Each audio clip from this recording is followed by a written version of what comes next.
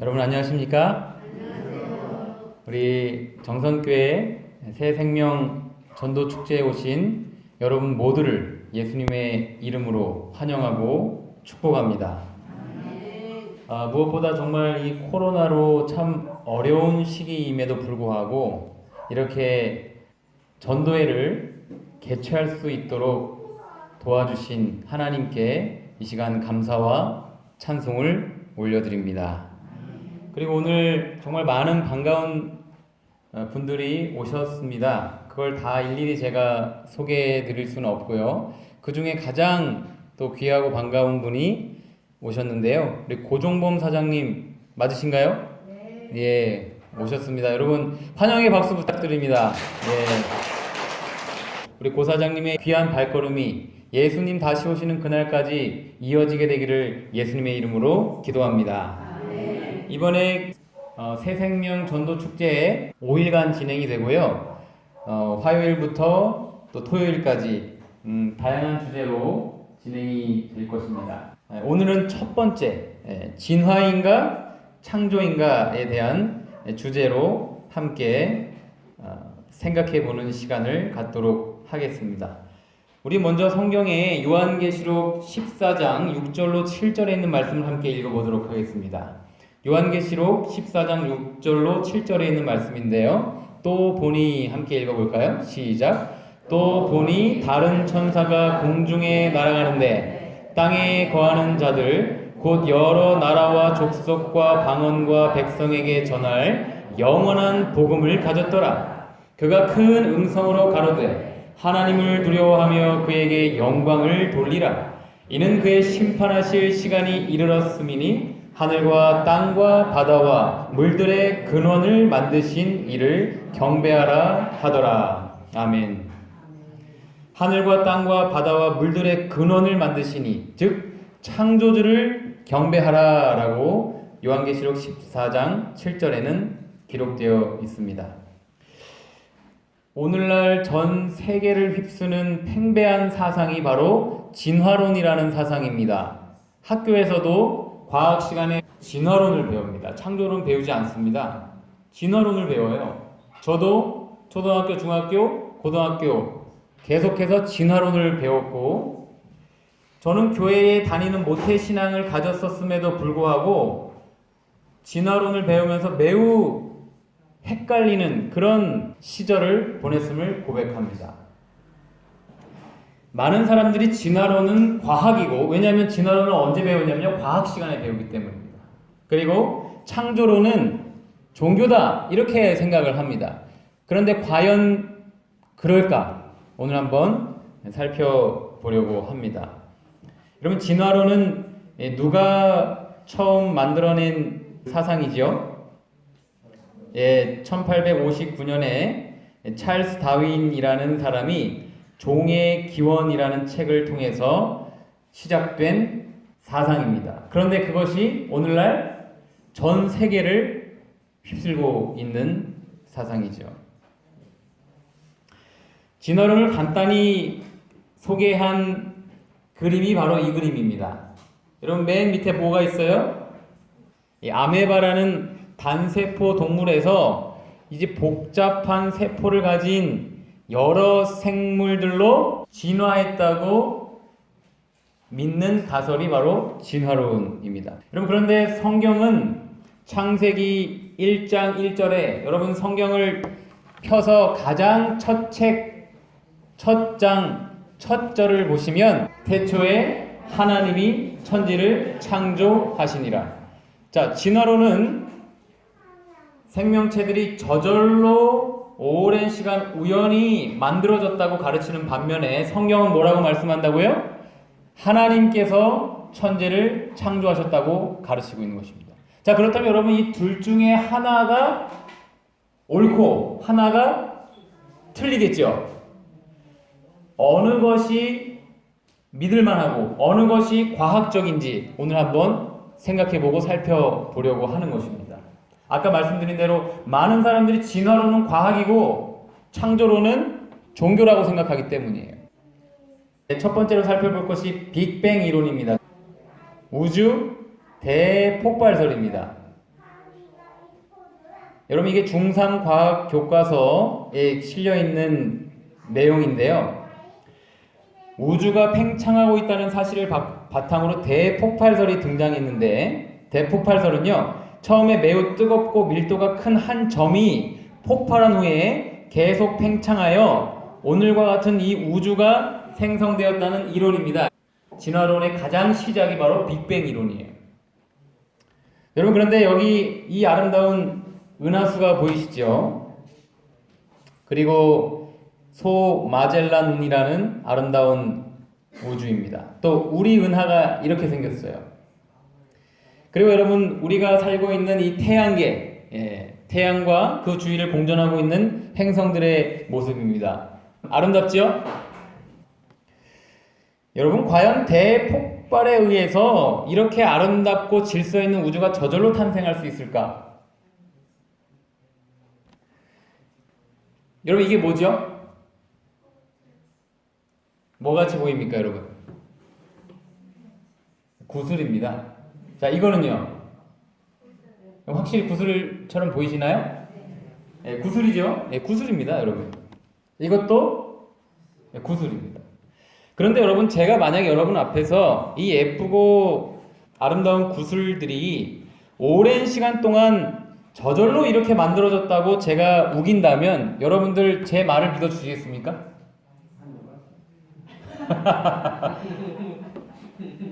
여러분, 이게 저절로 생긴 거예요. 오랜 시간.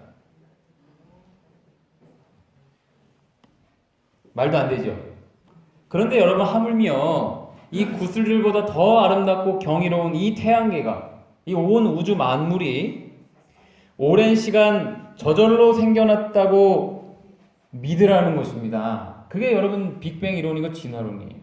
무엇보다 여러분, 이 행성들과 항성들은요, 공중에 떠서 일정하게 돌고 있어요.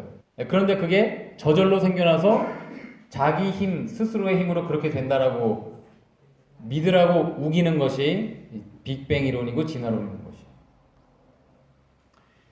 여러분, 그럼 성경은 어떻게 기록되어 있을까요? 우리 창세기 1장 16절에 있는 말씀 함께 읽어볼까요? 하나님이 시작. 하나님이 두 큰 광명을 만드사 큰 광명으로 낮을 주관하게 하시고 작은 광명으로 밤을 주관하게 만드시며 또 별들을 만드시고. 아멘. 여러분, 어느 것이 더 과학적이고 믿을만 합니까? 그 아름다운 우주가 저절로 우연히 생겨나서 오랜 시간 저절로 만들어졌다고 믿는 것이 합당할까요? 어느 것이 여러분 더 과학적이고 더 믿을만한가요? 시편에도 여러분, 주의 손가락으로 만드신 주의 하늘을 내가 보니, 이렇게 기록되어 있어요. 계속해서 여러분 더 좀 빅뱅 이론을 생각해 보자고요. 여러분, 이게 어떤 사진으로 보이십니까? 핵폭발 사진입니다. 여러분, 제가 질문을 드립니다. 여러분, 폭발할 때, 어느 것이 폭발할 때 질서 있는 것이 무질서하게 됩니까? 아니면 무질서한 것이 질서 있게 됩니까? 질서 있는 것이 무질서하게 되죠? 모든 폭발이 다 그렇습니다. 우리가 보는 모든 폭발이. 예를 들면 여기 전구가 있다고 봅시다. 그럼 전구가 갑자기 어떤 힘을 받아서 깨지면 질서 있는 전구가 와장창 무질서하게 무너져 내려버리는 것입니다. 자, 그리고 여기 지금 건물들이 파괴되는 장면이 나오는데요.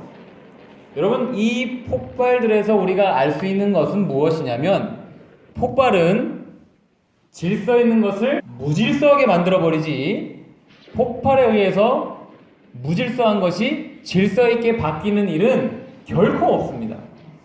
과학적 사실입니다. 그런데 여러분, 빅뱅 이론은 지금 저 맨 왼쪽 밑에 빛으로 보이는 바로 저 그림, 저기에서 폭발이 일어났다고. 근데 그 폭발하는 에너지는 어디서 왔는지는 설명할 수 없어요. 설명도 못합니다. 그런데 그런 폭발에 의해서 오늘날과 같이 이런 아름다운 우주와 또 지구와 저와 여러분들이 저절로 생겨났다라고 믿으라고 우기는 것이 빅뱅 이론이니까요. 너무 비과학적인 이론이죠. 여러분, 기억하시기 바랍니다. 폭발은 질서에서 무질서로 가요. 그것이 과학적인 법칙이고 우리가 오늘날도 보고 있는, 경험하고 있는 과학적 사실인 것입니다. 뿐만 아니라 여러분, 이것은 진화론은 연력학 제2법칙이라는 과학 법칙에 위배됩니다. 이것을 좀 어려운 말로 엔트로피 증가의 법칙이라고도 하는데요. 뭐 간단히 말씀드리면요, 우주의 무질서도는 계속해서 증가한다는 뜻입니다. 그러니까 질서 있는 것이 점점 무질서하게 바뀐다라는 것이 바로 과학 법칙입니다. 자, 잘 정렬된 상태죠. 맨 왼쪽에 있는 이 동그랗게 생긴 구가, 그런데 엔트로피가, 무질서도가 증가하면서 무질서한 상태로 바뀐다는 것입니다. 질서 있는 이 큐브가 무질서하게 시간이 지나면서 쇠퇴하는 것이죠. 여러분, 여기 향수가 있는데요.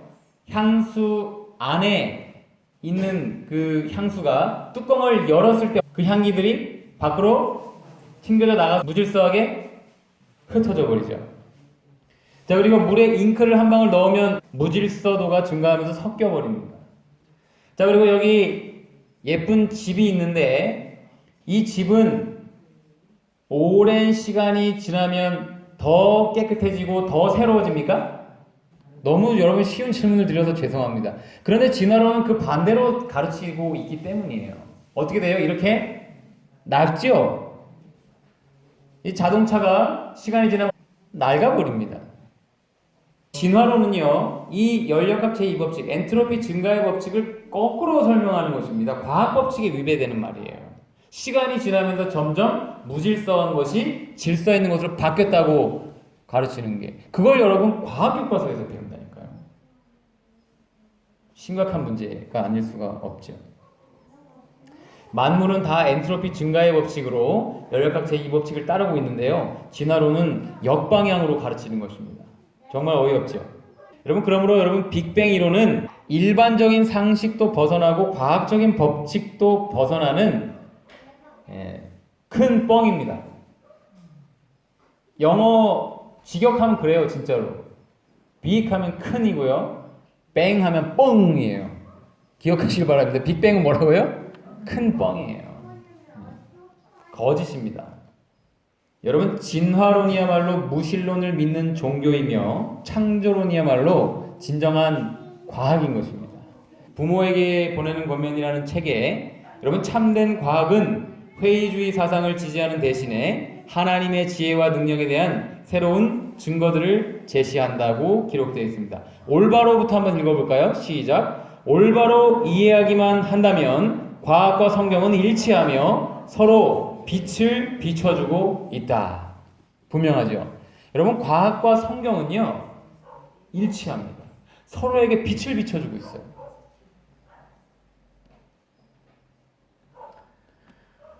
두 번째, 여러분, 이 생명의 기원인데요. 이런 질문 들어보셨죠? 닭이 먼저냐? 달걀이 먼저냐? 우리 고사장님께 한번 질문 드려볼까요? 닭이 먼저인 것 같습니까? 달걀이 먼저인 것 같습니까? 예? 아, 둘 다 아니라고요? 그러면 뭡니까? 둘 다 허구라고요? 아, 예. 무엇이 옳은 진리인지 한번 생각해 보도록 하겠습니다. 여러분, 이 질문은요, 생명이 어떻게 시작된 것인지를 묻는 질문이기도 합니다. 예, 생명의 기원에 관한 질문이지요. 아까 보여드린 대로 여러분, 진화나무, 진화론은요, 아메바와 같은 이런 단세포 동물이 복잡한 세포를 가진 생물들로 진화했다는 이론이에요. 그런데 여러분, 잠시 우리 아름다운 이 자연을 좀 감상해 볼까요? 여러분, 이것은 극락조화라는 꽃입니다. 너무 예쁘죠? 이건 금낭화고요. 이건 수련입니다. 여러분 잘 아시는 장미이고요. 이건 아메바입니다. 여러분, 지난번에 제가 한번 말씀드렸죠? 플랑크톤이 얼마나 예쁘고 아름다운지. 여러분, 이게 지금 플랑크톤입니다. 플랑크톤이에요, 이게 다.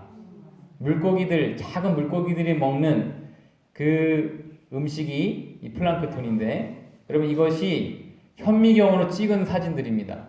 플랑크톤이 얼마나 예쁘고 아름다운지 이제 아셨죠? 햄버거처럼 생긴 플랑크톤도 있어요. 이건 뭐 같습니까? 오레오 쿠키 같죠? 이건 젤리 같죠? 이건 심지어 뭐 같아요? 딸기 같죠? 여러분, 우리 눈에 보이지 않는 그 플랑크톤이 이렇게 아름답고 예뻐요. 물고기들이요, 하찮은 거 먹지 않아요. 정말 예쁘고 맛있는 거 먹습니다. 이거 뭐 같아요?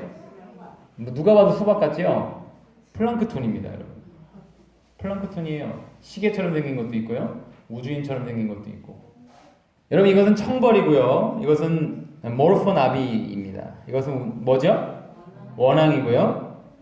후투티, 오리엔탈 드월프 킹피셔. 이름이 좀 깁니다만 너무 예쁘죠? 무지개 왕물이세요. 여러분 계속 생각하면서 보시기 바랍니다. 이런 생명체들이 어떻게도 생겨났을까? 진화론에서 말하는 대로 저절로 우연히 오랜 시간 동안 진화됐을까? 이거 카멜레온이죠? 맨드릴입니다. 이건 뭐예요? 솔베, 오이구, 정확하게 아시네요. 예, 영어로는 라이언피쉬라고 합니다. 사자물고기라고 하고요. 이건 블루페이스 엔젤피쉬, 파란 얼굴 천사물고기 뭐 이런 것입니다. 이건 뭐죠? 쥐치복, 제주 표문쥐치. 이름도 기네요. 이거 누구 닮았어요? 그 피카소가 그린 그림 닮았죠? 피카소 트리컬 피쉬예요. 파란 갯민숭 달팽이고요. 만다린 피쉬입니다. 여러분 정말 아름답고 참 경이롭죠, 그렇죠? 이런 생명체들이 어떻게 생겨났을까? 우연히 저절로 생겨났을까? 아니면 하나님께서 창조하셨을까? 여러분, 이 자연 발생설이라는 것이 진화론에서 주장하는 내용인데요. 자연 발생설은요, 생명체가 부모 없이 스스로 생겨날 수 있다라는 가설입니다. 그러니까 다시 말하면 달걀이 먼저란 뜻이에요. 부모, 닭 없이 달걀 같은 게 저절로 생겨나서 그것이 닭이 되었다. 이렇게 가르치는 게 진화론이고 자연 발생설입니다. 그리고 여러분, 생물 속생설 따라해볼까요? 생물 속생설. 예, 생물 속생설은요, 생물은 이미 존재하고 있는 생물로부터 발생한다 라는 것입니다. 창조론은 생물 속생설을 지지하죠. 여러분, 그런데 제가 이 자연 발생설이 과학적으로 잘못됐다는 것을 지금 말씀드리기엔 시간이 부족합니다. 그래서 생물 속생설이 과연 과학적인지를 말씀을 드려보겠습니다. 여러분, 1668년에 이탈리아의 생물학자 레디라는 사람이 다음과 같은 실험을 했어요. 썩은 고기를 병에 넣고요, 가의 병에는 헝겊으로 싸서 파리가 접근하지 못하도록 했습니다. 그리고 이 나의 병에는 헝겊으로 덮지 않고 놓아 두었습니다. 여러분, 질문입니다. 어디에 구더기가 생겼을까요? 여기 가에 생겼을까요? 아니면 나에 생겼을까요? 너무 쉬워서 대답하기가 참 그러시죠? 우리 지성이가 자신있게 대답했습니다. 나입니다. 당연한 거 아닌가요, 여러분? 왜 나에만 생겼죠? 당연히 나의 파리가 들락날락 했기 때문입니다. 파리가 들어가서 뭘 했어요? 알을 낳았으니까 구더기가 생기죠. 그런데요, 가는 아무리 기다려도 거기에 구더기 안 생기더라는 것입니다. 여러분, 너무 단순한 실험인데요, 여기서 레디는 무엇을 결론을 내렸냐 하면요, 고기 조각에서 발생한 구더기는 파리로부터 발생한다. 너무 싱거운 실험이지요. 그런데 그럼 이것은 과학적인 실험이에요. 다시 말하면 생명체가 저절로 생겨나는 일은 없다라는 걸 지금 과학적으로 증명한 것입니다. 생물의 기원은 생물을 통해서만 나타나는 바로 생물 속생설을 이 레디는 과학적으로 밝혀낸 것입니다. 과학자가 그렇게 한 거예요. 자, 하나 더 보겠습니다. 우리가 잘 아는 미생물학의 아버지인 파스테르. 여러분, 그 파스테르 우유 뭐 들어보셨죠? 그 파스테르 맞아요. 파스테르가 다음과 같은 실험을 했어요. 백조목 플라스크 실험인데요. 이 고기즙을 맨 왼쪽에 보시면 플라스크에 넣었습니다. 그리고 플라스크의 목 부분을 열 처리를 해서 S자형으로 구부립니다. 그 다음에 고기즙을 충분히 끓인 후에 식힙니다. 왜냐하면 여기 끓인다라는 것은 뭐냐면 끓일 때 그 고기즙에 있는 모든 미생물들이 어떻게 될까요? 다 죽어요. 모든 미생물들을 다 죽인 겁니다. 그래서 미생물이 잘 생겨날 수 있는 그런 환경을 만들어 놓은 채 어떻게 했냐면요. 그 S자형의 플라스크 백조목으로 이렇게 만든 다음에 끓일 때 여러분 저기에서 뭐가 나오냐면요. 수증기가 나오죠.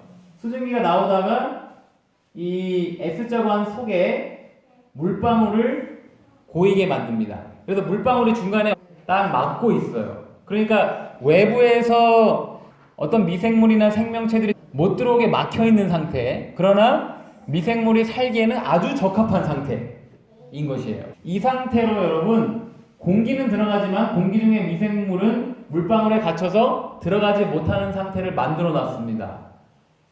그리고 가만히 두었습니다. 여러분 여기에서 생명체가 미생물이 저절로 생겨났을까요? 안 생겨났을까요?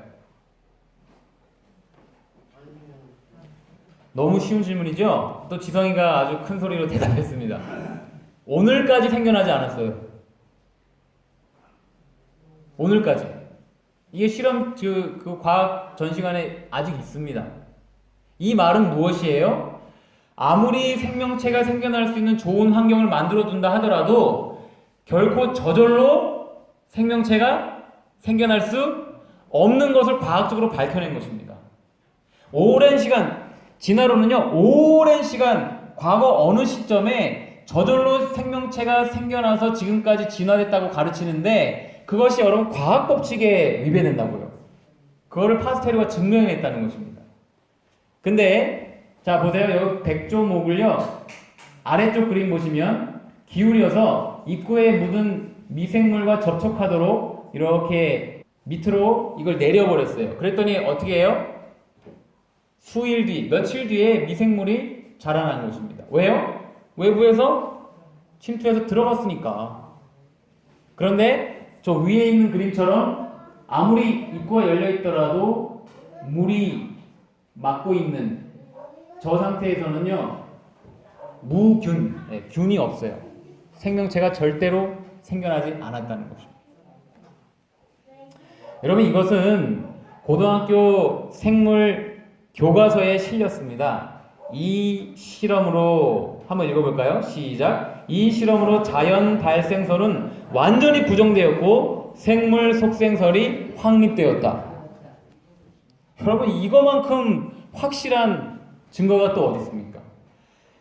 자연 발생설, 즉 진화론이 지지하는 이론은요 완전히 부정되었어요. 레디의 실험과 파스테르의 실험을 통해서. 이 말은 뭐냐면 생물 속생설, 즉 생명체는 생명체로부터 온다라는 것이 과학적으로 증명되고 밝혀진 것입니다. 이것은 여러분 개편된 교과서 고등학교 생명과학 2 19페이지에도 기록되어 있어요. 루이 파스테르는 생물이 비생물로부터 자연스럽게 생겨난다고 생각한 자연 발생설을 반증하고 생물 속생설을 증명하였다. 이렇게 되어 있습니다. 분명하죠? 교과서에 실려 있어요. 그런데 여러분 참 놀라운 것은 무엇이냐면 분명히 이렇게 생물 속생설이 옳은 것이 과학적으로도 증명이 됐는데 여전히 오늘날 중학교, 고등학교, 심지어 초등학교 교과서에서 진화론을 가르치고 있어요. 정말 이 온 세상이 누구의 소나기에 지금 놀아나고 있는지를 우리가 볼 수 있는 대목인 것입니다. 제가 처음에 드렸던 질문, 여러분 닭이 먼저입니까? 달걀이 먼저입니까? 당연히 닭이 먼저인 것이죠. 불완전한 달걀이 그냥 어쩌다가 생겨나가지고 닭이 된 게 아니고 처음부터 뭐가 있었어야만 되는 거예요? 닭이라는 완전한 생명체가 있었기 때문에 달걀이 생겨난 것이에요. 이 진화론 나무는요, 완전히 잘못된 그림인 것입니다. 그냥 상상도 어떻게 이런 말도 안 되는 상상을. 처음부터 여러분 닭은 닭이었고요, 원숭이는 원숭이였으며 사람은 사람이었습니다. 창조론의 교과서인 성경은 뭐라고 말씀하고 있을까요? 여러분 창세기 1장 11절 함께 읽어볼까요? 하나님이 시작. 하나님이 가라사대 땅은 풀과 씨 맺는 채소와 각기 종류대로 씨 가진 열매 맺는 과목을 내라 하심에 그대로 되어. 하나님께서는 뭘 만드셨어요? 풀을 만드셨어요. 채소를 만드셨어요. 과목을 만드셨어요. 뭐예요? 다 씨를 만들어내는 어버이 식물을 먼저 만드셨다는 것입니다. 분명하죠? 그리고 창세기 20장 1장 20절 21절에는요 새를 만드셨습니다. 물고기를 만드셨습니다. 모든 생물을 그 종류대로, 모든 새를 그 종류대로. 창세기 1장 24절에는 육축과 땅의 짐승을 다 처음부터 그 종류대로 만드셨다고 기록되어 있습니다. 여러분 어느 것이 과학적입니까? 생물 속생설을 지지하는 성경이 과학 중의 과학입니다, 여러분. 진화론이야말로 종교입니다. 무신론이라는 종교예요. 과학적이지도 않은 것을 믿으라고 우기는 종교인 것입니다. 여러분 진화론의 이 가장 맹점, 문제점 중에 문제는 무엇이냐면요, 진화론의 빠진 고리입니다. 여러분 빠진 고리가 무슨 말씀인지 좀 살펴보겠습니다. 고등학교 과학 교과서에 진화의 증거가 있대요. 그러면서 이런저런 내용들을 써 넣어 두었는데 과연 여러분 진화의 증거가 있을까 좀 살펴보겠습니다. 여러분 진화론자들이 주장하는 진화의 순서를 정리해 보면 다음과 같습니다. 이 조개와 같은 무척주 동물에서 물고기가 나오고 개구리와 같은 양서류가 나오고 파충류가 나오고 조류가 나오고 포유류가 그 다음에 인간이 되었다, 이렇게 주장하죠. 언젠가 조개들이 헤엄을 치다가 껍데기가 귀찮은 겁니다. 자유롭게 벗어던지고 알몸으로 헤엄을 치다 보니까 뭐가 된 거예요? 비늘, 지느러미, 아가미를 가진 물고기로 진화한 것이에요. 이 물고기가 물에서만 사는 것이 따분했어요. 오늘날 육지로 기어 올라가는 연습을 계속 하다 보니까 숨도 쉬게 되고 뒷발과 앞발이 튀어나오는 진화를 거쳐서 개구리와 같은 양서류가 된 것입니다. 그리고 이 양서류가 알을 낳는데 이 알을 자꾸 이렇게 낳다 보니까 터지기도 하고 별로 이렇게 유용하지가 않아서 이 개량을 하다 보니까 딱딱한 알을 낳게 되는 도마뱀이 된 것입니다. 그리고 이제 이 도마뱀 같은 파충류로 됐는데 이 파충류가 땅에서 기어다니다가 실증을 느낀 거예요. 근데 하늘을 보니까 어떻게 해요? 날고 싶은 겁니다, 갑자기. 날고 싶은 마음이 생겨서 먼저 두 발로 서게 된 것이죠. 일단 서야 나니까, 그죠? 그리고 절벽에서 자꾸 뛰어내리면서 연습을 하다 보니까 어떻게 돼요? 겨드랑이가 간질간질 하다가 날개가 나와서 피부가 그리고 깃털로 바뀐 겁니다. 새가 된 거예요. 그런데 어떤 파충류들은 하늘을 나는 것에 별 관심이 없었습니다. 그 파충류들은 알을 낳는 법을 계속 개선하다가 언젠가는 알을 낳는 단계를 빼버리고 뱃속에서 아예 만들어가지고 새끼를 낳는 포유류가 된 것입니다.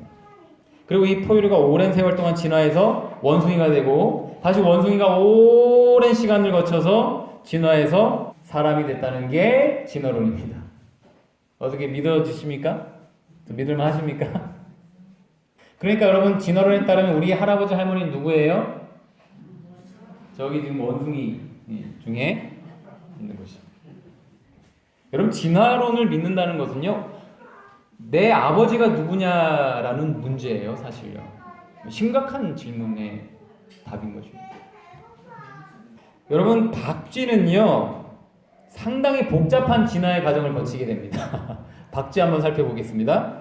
진화론자들은요 파충류에서 쥐와 같은 포유류나 새와 같은 조류가 되었다고 주장하는데, 박쥐는요 파충류에서 새끼를 낳는 포유류가 되었다가 다시 알을 낳는 조류가 되었거나 아니면 파충류에서 조류가 되었다가 새를 낳는 포유류가 되는 것입니다. 복잡하죠?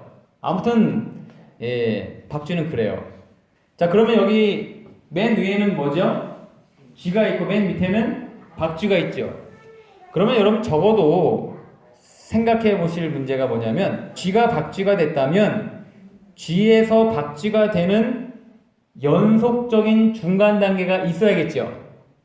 맞습니까? 중간 단계가 분명히 있어야 됩니다. 그런데 여러분 혹시 여러분 살아있는 생명체들 중에 쥐나 박쥐의 중간 단계를 혹시 보신 적 계십니까? 보신 분. 그래서 과학자들은 어디로 돌렸냐면요. 그 화석으로 눈을 돌렸어요. 근데 화석에서도 발견이 되나요? 안 되나요?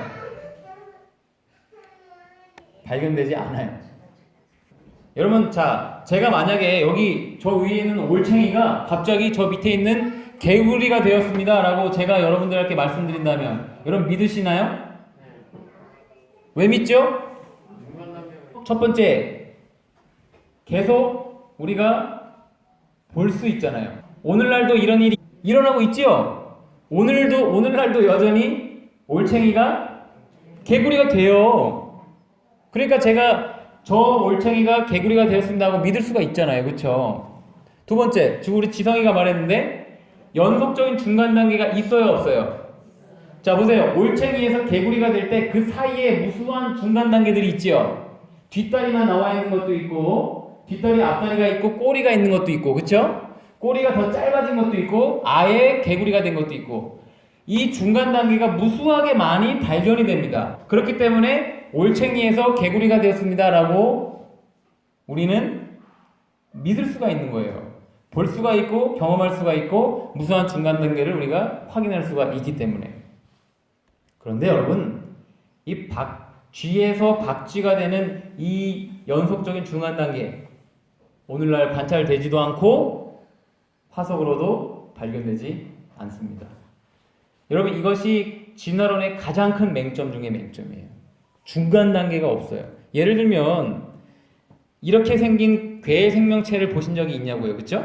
꼬리는 물고기인데 팔과 머리는 파충류 같은 중간 단계의 동물들이요. 오늘날도 무수히 많이 돌아다니고 있어야 돼요. 만약에 진화론이 옳다면. 그런데 전혀 우리가 볼 수도 없고 또한 발견할 수도 없습니다. 그리고 여러분, 혹시 이런 돌연변이가 생겼어도요, 그것은 유전되지 않습니다. 유전 법칙에 의해서. 여러분, 이게 2006년에 소년 한국일보 기사에 실린 그 박쥐 화석인데요. 이게 한 6천만 년 전에 살았던 박쥐 화석이라고 발표가 됐습니다. 그런데 여러분, 오늘날 박쥐랑 같아요? 달라요? 예? 이게 오늘날 박쥐의 뼈거든요? 같아요. 똑같습니다. 다시 말하면 6천만 년이 지났어도 그때 박쥐나 오늘 박쥐나 박쥐는 박쥐다. 쥐가 박쥐가 된 중간 단계는 없지만 아무리 오래된 화석이라도 박쥐는 오늘날 박쥐와 동일하다는 것이에요. 이것은 여러분 진화되었다는 것을 우리가 확인할 수 있습니까? 아니면 처음부터 창조되었다는 것을 우리가 확인할 수 있습니까? 네, 처음부터 박쥐는 박쥐였다는 것입니다. 분명하죠? 에이, 목사님, 저 학교 다닐 때 중간 단계 배웠는데요? 이렇게 말씀하실 분이 계실 수도 있어요. 어떤 게 떠오르십니까, 혹시? 이 그림 아시나요? 기억나시는 분? 이게 뭐죠? 네, 시조새예요. 시조새. 시조새는 뭐냐면요, 공룡에서 새가 되는 그 중간 단계를 찾았다, 이렇게 해가지고 이름을 붙여놓은 게 시조새입니다. 여러분, 시조새. 그런데 여러분, 제가 질문을 한번 드려볼까요? 이 시조새 화석의 크기가 얼마나 할까? 1번 30m, 2번 10m, 3번 5m, 4번 3m 입니다. 자, 1번 30m 정도는 될 것이다. 한번 손 들어보십시오. 자, 2번 한 10m쯤 될 것이다. 3번 한 5m쯤 된다. 4번 한 3m. 네, 3m가 제일 많았습니다.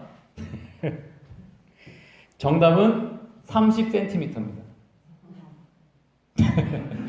보기에서 없었어요. 1982년 독일에서 시조새만 가지고 학회가 열렸는데요. 결론이 이렇습니다. 시조새는요, 파충류도 아니고 반조류, 반파충류도 아닌, 다시 말하면 중간 단계도 아닌 그냥 조류, 그냥 새라고요. 자, 1993년 사이언스지에도 다음과 같이 결론을 내렸어요. 고 생물학자들은 시조새를 날개 가진 공룡으로 해석해 왔는데 그렇지 않다. 이는 하나의 새며 잔가지에 앉는 새일 뿐이다. 어떤 말로도 이를 바꿀 수 없다라고 권위 있는 사이언스지라는 잡지에 실렸어요. 영국 ABC 뉴스에도 2013년에 새 또는 공룡? 이렇게 질문을 해놓고 최근 연구는요, 시조새를 작은 새로 번복했다 이렇게 되어 있습니다. 그러니까 시조새는 공룡과 새의 중간 단계가 아니고 30cm 작은 새다 이것이에요. 시조새가 왜 공룡과 새의 중간 단계라고 오해를 받았냐면요, 시조새의 화석에 뭐가 있냐면 날개에 발톱이 있어요. 그런데 여러분, 오늘날 살아있는 새 중에 날개에 발톱 붙어있는 새가 있어요. 이 새 이름이요, 호에친이라는 새인데요, 자세히 보시면 여러분, 저기 저 날개 맨 위쪽에 발톱 보이시나요? 좀 더 자세히 볼까요? 보이세요? 저기 날개에 붙어있는 발톱이에요. 그러니까 오늘날 살아있는 새에도 발톱이 달려있는 새가 있다고요. 그러니까 발톱이 달려있다고 새와 공룡의 사이의 중간 단계일 수가 없다는 것이. 또 한 가지는 시조새 부리에 이빨이 있어요. 여러분, 오늘날 살아있는 새 중에 이빨이 달린 새가 있나요, 없나요?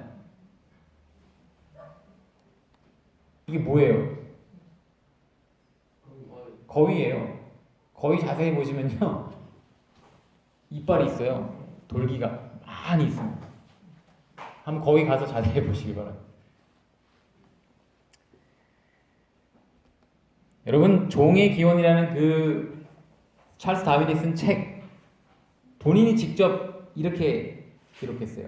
만약 종이 미세한 점진적 변화에 의해 생겨난 것이라면 왜 도처에서 무수한 이행형, 다시 말하면 중간 단계를 볼 수 없는가 하는 점이다. 이거를 찰스 다윈도 질문했어요. 본인도 이 문제가 도저히 풀리지 않는다, 이 말을 자기 책에, 진화론에 기록을 해놨다니까요. 그런데도 여러분, 그것이 오늘날 과학으로 둔갑이 되어서 학교에서 그리고 온 세상을 휩쓰는 중요한 이론이 되고 있는 것입니다. 여러분, 진화론은요, 정말 악한 이론입니다. 진화론이 가르치는 게 뭐예요? 약육강식, 적자생존, 경쟁해야 살아남고 강한 자가 살아남는다. 그래가지고 여러분, 인간들이 진화론 사상에 휩싸이면 그렇게 됩니다. 싸워서 이겨야 돼요. 히틀러가 여러분 진화론 사상자였던 거 아십니까? 히틀러가 보기에 유대인들은 뭐예요? 열등한 사람들이에요. 그러니까 이 땅에 쓸데없는 종족들이라서 어떻게 해버렸어요? 학살을 해버렸잖아요. 그게 진화론의 열매들입니다. 그 나무를 알려면 그 열매를 보면 안다 그랬잖아요. 진화론의 열매가 그런 것들입니다. 여러분, 기억하시기 바랍니다. 진화론의 가장 문제점, 많은 문제들이 있지만 그 중에 하나는 연속적인 중간 단계가 없다라는 것입니다. 빠진 고리. 여러분, 인간도 마찬가지죠. 여러분, 인간이 원숭이에서 사람이 되려면 어떻게 돼요? 이 무수한 중간 단계들이 있어야 됩니다. 그렇죠? 근데 오늘날 혹시 여러분 절반은 원숭이고 절반은 사람인 거 보신 적 있으십니까? 오늘날 여러분, 원숭이랑 원숭이가 결혼해서 원숭이를 낳고요, 사람과 사람이 결혼해서 사람을 낳아요. 그런데 진화론은 이렇게 가르친다니까요. 원숭이에서 사람이 됐다고. 중간 단계 없어요. 뭐 자바원인, 네안데르탈인, 필트다운인, 네브라스카인, 뭐 루시, 뭐 이렇게 교과서에 다 실려 있었는데요. 이 자바원인은요, 206개의 뼈 중에 한 서너 개, 여기 밑에 보시면 저 아래에 있는 뼈, 206개 뼈는 저 정도의 뼈만을 찾은 다음에 이게 인간과 원숭이의 중간 단계인 자바원이다. 과학교과서에 상상해서 그린 그림이 저겁니다. 얼마나 말이 안 됩니까? 필트다우니는요, 심지어 줄로 연마한 원숭이 턱뼈와 화학 처리된 인간의 두개골을 붙여가지고 조작을 했어요. 이 거짓말로 밝혀졌고요. 사기극이었습니다. 교과서에서 그래서 빠졌습니다.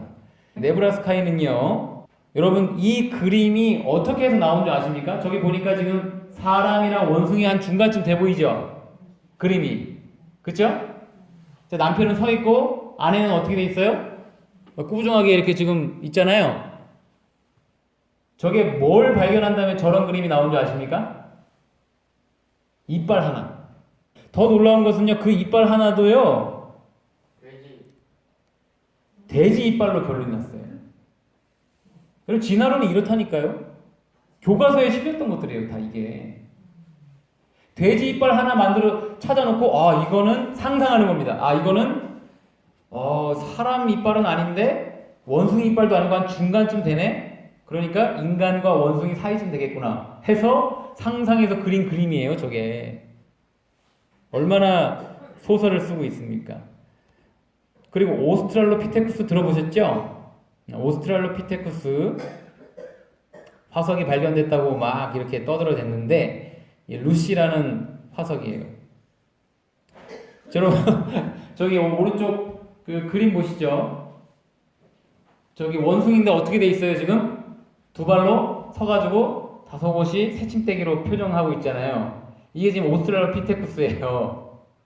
원숭이랑 사람 중간 단계. 그런데 여러분 실제로 이 몸통과 다리 뼈가 같은 지층에서 발견된 게 아니고요. 다른 지층에서 발견됐고 심지어 3km 떨어진 곳에서 이게 발견이 됐어요. 그거를 모아둔 것입니다. 교과서에 이런 내용 안 나와요. 그리고 영국 과학 논문 잡지 네이처에 이렇게 돼 있습니다. 주먹으로 걸었던, 다시 말하면 오스트랄로피테쿠스의 화석이라고 주장되었던 루시의 그 화석이 다름 아닌 원숭이의 것이었다라는 것이 판명이 된 것입니다. 미국 사이언스지에도 마찬가지입니다. 주먹으로 걷는 원숭이. 여러분 이 사진은요 미국 자연사 박물관에 전시되어 있던 이 발자국인데요. 이 발자국 하나 가지고 이런 상상도를 그렸어요. 발자국 하나 가지고 인간과 원숭이 사이에 있는 사람 발자국으로 결론이 났어요 또. 여러분 진화론이 얼마나 엉터리인지 우리가 지금 보고 계십니다. 원숭이에서 사람이 된 그 사이 빠진 고리는요 우리가 지금 보다시피 살아있는 것들도 없고요 그리고 화석으로 발견되는 것도 전혀 없습니다. 아까 제가 말씀드린 그 모든 것들은 원래 예전에 교과서에 다 실려있던 것들인데 다 빠졌습니다. 교과서에서. 그러면 여러분 진화론 잘못됐다, 창조론은 옳다 이렇게 해야 되는데 아니에요. 끊임없이 다른 걸 만들어냅니다. 하나님 두기를 싫어하기 때문에 하나님 믿는 게 너무 싫은 거예요. 하나님을 인정하고 싶지 않은 거예요. 그 마음이 제일 큰 것입니다. 이 원숭이에서 사람이 되는 이 중간 단계가 뻥 뚫려 있어요. 없습니다. 정말 어이없죠. 이 교토대학 타카하타라는 사람의 논문은 언제 어디서 어떻게 인간이 출현했는지 충분한 화석 기록이 없다라고 결론을 내리고 있어요. 그리고 하버드대 교수가 나를 포함해서 어둠 속에서 헛손질을 하고 있는 것 같다. 우리 자료는 너무나도 빈약하고 파악하기 어려워서 이론을 세워볼 수가 없다. 진화론자가 말하는 것입니다. 자료가 없다는 거예요. 믿을 만한 증거가 없다는 겁니다. 여러분 이제 오늘 말씀을 마무리하고 정리하려고 합니다. 그러면 여러분 성경은 저와 여러분들이 어떻게 해서 생겨났냐고 말씀하고 있는가? 우리가 함께 창세기 1장 26절, 27절을 읽어보겠습니다. 시작. 우리의 형상을 따라 우리가 사람을 만들고 모든 것을 다스리게 하자 하시고 하나님이 자기 형상 곧 하나님의 형상대로 사람을 창조하시되. 아멘. 여러분, 저와 여러분은 이 세상에 하나님께서 창조하셔서 존재하게 된 것입니다. 여러분, 그러니까 우리의 아버지는 누구십니까? 원숭이가 아니라 온 우주 천지 만물을 창조하신 하나님이 바로 저와 여러분들의 진짜 아버지가 되시는 것입니다. 여러분, 진화론을 믿느냐 창조론을 믿느냐는 내 아버지가 누구이냐를 결정하는 중대한 사건인 것입니다. 진화가 아니라 창조가 과학적으로도 분명하게 옳은 진리라는 것을 오늘 우리는 살펴보았습니다. 여러분, 더욱 놀랍게도 종의 기원이라는 찰스 다윈의 책이요 1859년에 나왔는데 저와 여러분이 지금 계신 이 제7일 안식일 예수 재림교회가 바로 1860년대에 등장했어요. 이것은 참 의미 있는 일입니다. 사탄은 종의 기원이라는 찰스 다윈의 이론을 통해서 온 세상을 무신론으로 빠져들려고 할 때에 하나님께서는 제7일 안식일 예수 재림 교회를 탄생시키시고 조직시키셔서 그게 아니야. 창조주 하나님이 살아계시고 창조주 하나님을 경배해야 돼 라고 새 천사의 기별을 전하는 교회로 탄생시키시고 오늘까지 인도하신 것입니다. 여러분, 히브리서 3장 4절 말씀 함께 읽어보겠습니다. 시작. 집마다 지은 이가 있나니 만물을 지으신 이는 하나님이시라. 여러분, 이 집을 보면 우리가 무엇을 알 수 있습니까? 이 집을 설계한 사람이 있고 지은 사람이 있는 것을 알 수 있는 것처럼 이 아름다운 만물을 보면 이 아름다운 자연을 창조하신 창조주 하나님이 계신 것을 우리는 알 수 있고 믿을 수 있다는 것입니다. 여러분, 이번 전도회를 통해서 이 창조주 하나님을 더욱 깊이 알아가시고 우리의 아버지 되신 그 하나님을 개인적으로 만나시는 귀한 경험을 하게 되시기를 간절히 기도하며 말씀을 마치겠습니다.